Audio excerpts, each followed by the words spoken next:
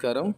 పురాణ శ్రవణం డివోషనల్ ఛానల్ను సబ్స్క్రైబ్ చేయండి, లైక్ చేయండి, షేర్ చేయండి. విష్ణు పురాణంలో పృథు చక్రవర్తి కథ గురించి మనం ఇప్పుడు తెలుసుకుంటూ ఉన్నాం.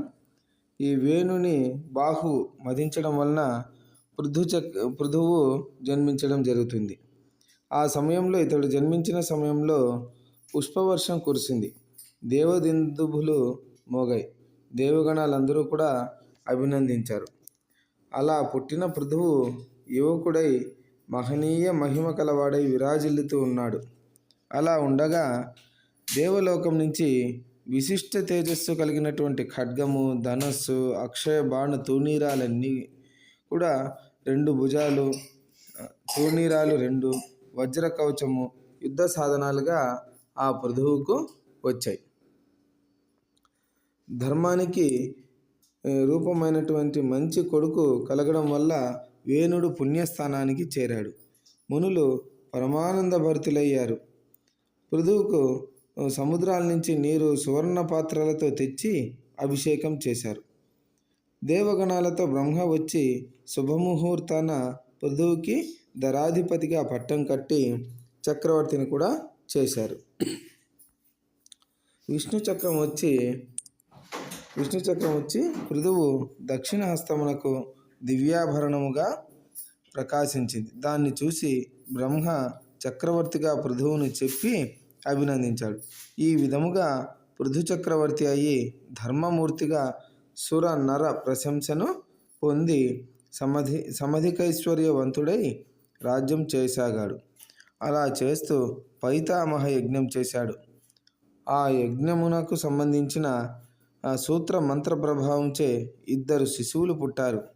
పుట్టిన వెంటనే యువకులు కాగా చూసి యజ్ఞానికి వచ్చిన మునులు వారి రూపరేఖలు, మాట తీరు చూసి సంతుష్టులై వీరికి సూతుడు, మాగధుడు అని పేరు పెట్టారు. మీరే చక్రవర్తిని స్తుతిస్తూ ఉండండి అన్నారు. వారికి చక్కని వాగ్వైభవం కలిగించారు. సమయానుసారంగా ఈ సూత మాగధులు కూడా పృథు చక్రవర్తిని కీర్తిస్తూ ఉన్నారు. అలా ఉండగా ప్రజలు ఆకలి దప్పులకు లోనై ఆగలేక పృథు చక్రవర్తి వద్దకు వెళ్ళి, మహారాజా, ధర్మ నష్టం, దానివల్ల అనావృష్టి, దాని మూలాన పాడి పంటలు నశించాయి, సస్యములు ఔషధులు జీర్ణములై చెడిపోయాయి, ఇలా ఆకలి దప్పులకు చిక్కి శల్యమైపోయాయి. అందరూ అడవులకు పోయి అక్కడ దొరికే కందమూలాలతో కక్కుర్తిపడి ప్రాణాలు నిలుపుకుంటున్నారు అని చెప్తారు. అందరికీ ఆధారం అన్నం. ఆ అన్నమే లేకపోతే ఇక బ్రతికెక్కడిది? ఆ అన్నం మాకు సంతృప్తిగా లభించే ఉపాయం చూసి ప్రజారక్షకుడివై వర్ధిల్లు అని ఘోషించారు. వారి ఘోష విన్న పృథు చక్రవర్తి ఒక క్షణం ఆలోచించి, సస్యనాశనం చేసి ప్రజలకు కరువును కలిగించిన ఆ భూమిని హతమారుస్తాను అని దిగ్గున లేచి విల్లందుకొని బాణం సంధించాడు. ఇక ప్రయోగించడమే తడవు భూమి అదిరిపోయి గోరూపం ధరించి బ్రహ్మ దగ్గరకు వెళ్ళాలని పరిగెత్తుకుంటుండగా చక్రవర్తి వెంట వెళుతూ, నువ్వు ఎక్కడికి వెళ్ళినా సరే నా బాణానికి గురి కాక తప్పదు అని గట్టిగా అనగా, భూమి, రాజా, స్త్రీవధ పాపమని నీకు తెలీదా? కాగా నిన్ను చంపితే ప్రజల స్థితి ఏమి? నీవు పాలించేది ఎలాగా ఆలోచించావా? ప్రజలకు తిండి లేకుండా చేసిన దుర్మార్గురాలవు. అందరినీ కాపాడడానికి నిన్ను చంపడం పుణ్యమే గాని పాపం కాదు. వారి స్థితి తరువాత చూస్తాను.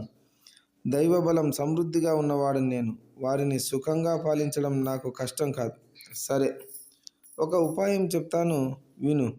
దానివల్ల ప్రజా సంరక్షణ జరుగుతుంది.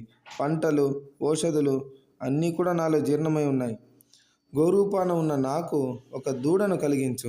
అది తాగే సమయంలో ఔషధులు, సస్యాలు ఆవిర్భవిస్తాయి. ఆ ప్రయత్నం చెయ్యి అని అంటుంది. చక్రవర్తి భూదేవి మాట విని సరే అన్నాడు. స్వయంభువు మనువును దూడగా కల్పించి తానే పితికాడు. ఏకధారగా పాలు కురిశాయి. అవి నేలపై పడగానే సస్యములు మంత్రించినట్టు నూతన శోభతో పైకి లేచాయి.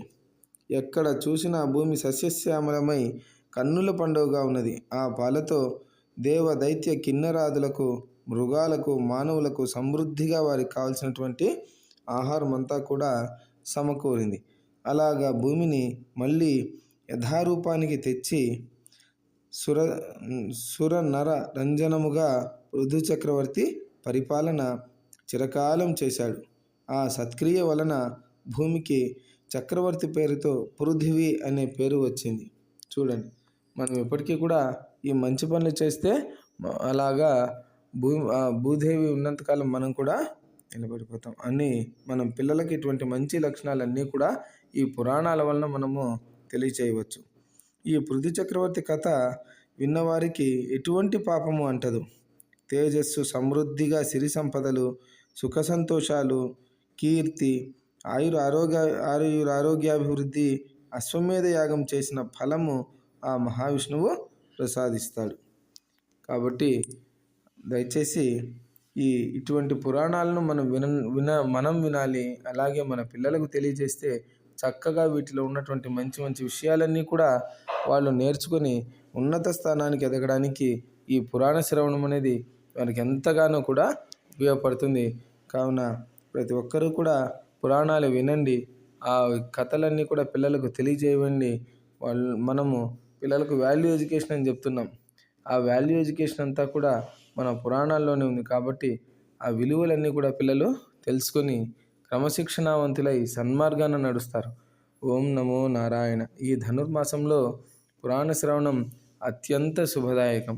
అందున విష్ణు పురాణంను చక్కగా వినండి, విష్ణు సహస్రనామ స్తోత్రం చేయండి. మనకు అన్నీ కూడా శుభాలే కలుగుతాయి.